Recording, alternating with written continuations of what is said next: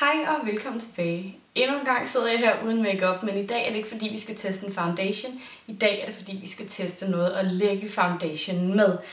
Jeg ved ikke om I så mit seneste haul, men der viste jeg i hvert fald at jeg havde købt 3 forskellige makeup svampe. Jeg har købt en fra H&M, en fra Gina Tricot, og så har jeg købt den originale Beauty Blender. Og i dag så tænkte jeg at jeg ville sammenligne de her 3 og fortælle jer hvilken en jeg synes er bedst og give kommentarer undervejs til, hvordan de påfører foundation. Den lyserøde fra H&M koster 30 kroner, og det er faktisk også den, der er hårdest. Den er en lille smule mindre end den fra Gina Tricot, men bunden er den samme, det vil sige, at de kan dække det samme areal ved applikation. Gina Tricots version kostede 40 kroner og er en lille smule blødere end H&M's version.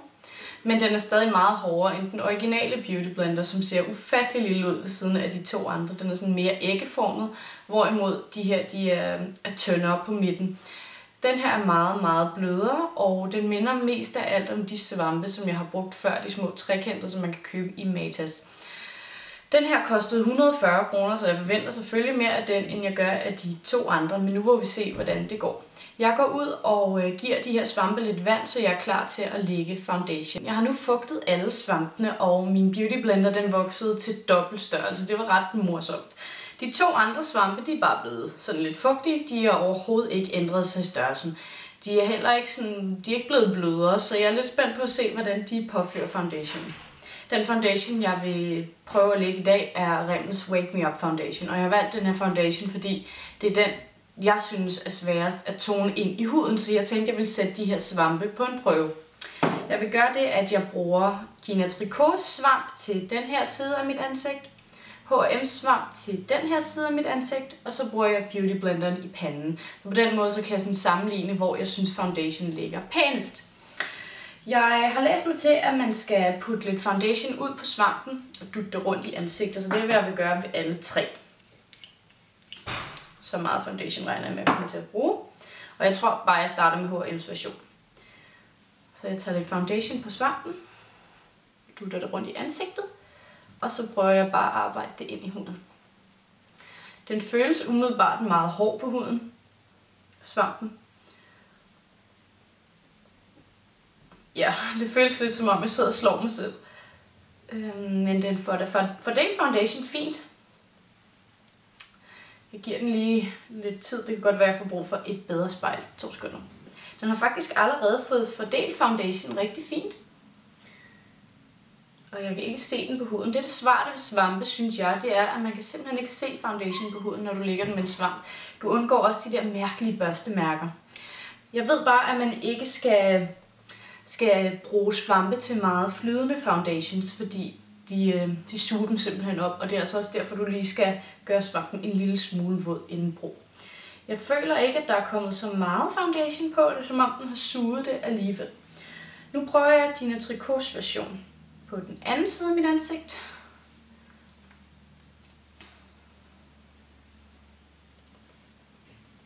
Og den her er igen en lille smule blødere end H&M's version, men ikke ret meget. Man skal virkelig mærke godt efter for at mærke forskellen.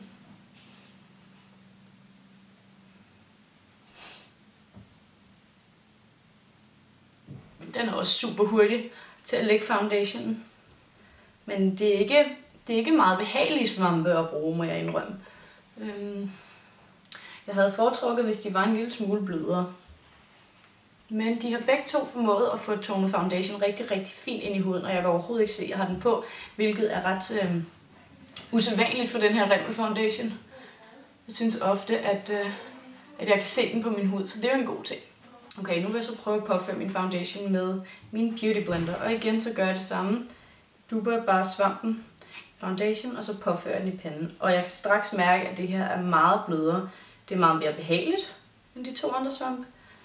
Men den føles også lidt vådere på huden, den her, end de 2 andre svampe gjorde. Selvom jeg har tørret dem lige meget, så er det som om, at den har holdt lidt bedre på fugten. Og det ved jeg faktisk ikke, om jeg bryder mig så meget om.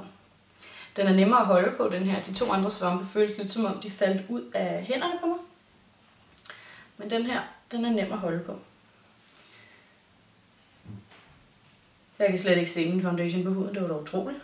Det giver en lidt lettere dækning, end hvis du valgte at bruge foundation børste.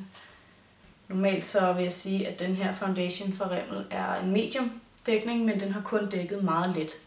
Nu vil jeg prøve at se, om jeg kan bruge de her svampe til concealer, og jeg skal lige hente en. Den jeg bruger i dag er Maybelline's Fit Me Concealer, og jeg starter med at lægge den under det ene øje. Der er egentlig ikke nogen speciel grund til, at jeg har valgt den her concealer. Jeg kan bare rigtig godt lide den. Igen prøver jeg H&M's version til under mine øjne.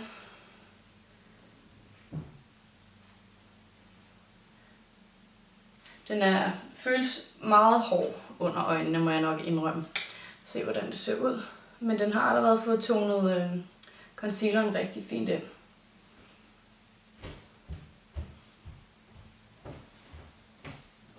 Prøver lige under det andet øje med Gina Tricots version.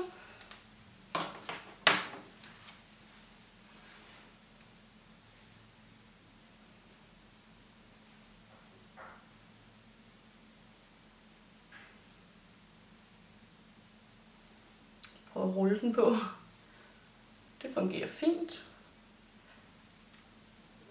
Fordi den her er en lille smule større end H&M's version, så føler jeg, at det her stykke er lidt nemmere at navigere rundt med, eller komme rundt med, under øjnene, end den fra H&M. Okay, nu vil jeg prøve min beauty blender, og den vil jeg bruge til et par urenheder. Og jeg vil også bruge den rundt omkring næsen, for at se, hvordan den klarer at komme ind i de mindre kroge. Nu kan se, så har den er sådan lidt smallere, men også lidt længere for enden af svampen, toppen af svampen. Det er som om, den har lidt nemmere ved at komme ind i alle kringelkrogene. Ja, den har meget nemmere ved at komme ind. Passer også bedre under øjnene end de to andre. Okay, og så til urenheder. Det er faktisk min yndlingsmåde at påføre concealer på, det er at dubbe den ind i huden. Jeg føler faktisk, at man får den maksimale dækkeevne ud af den på den måde. Det ser også rigtig, rigtig fint ud. Det gik meget nemt med at tone den concealer ind i huden. Vi skal selvfølgelig ikke snyde de to andre make-up svampe for den ære at få lov at tone concealer ind på urenheder. Så jeg kan da lige... Er der ikke nogen flere, jeg lige kan putte lidt concealer på? Jo, så skete der. Det er bare nogle små mærker, som min foundation ikke fik dækket første omgang. Jeg starter med H&M's version.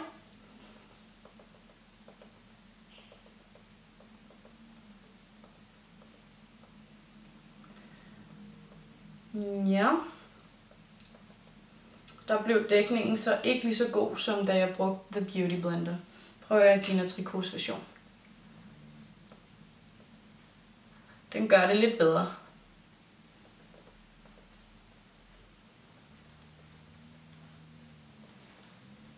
Okay. Alt i alt, så synes jeg, at mit ansigt ser rigtig, rigtig godt ud. Min foundation og min concealer ligger super pænt, og jeg kan virkelig godt lide at påføre det med en svamp.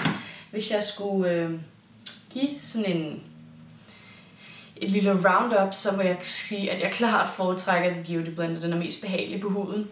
Den er dejlig blød. Den hæver op, når du putter vand i, så der er faktisk en grund til at putte vand på. Og den er nemmere at styre, fordi den er nemmere at holde på.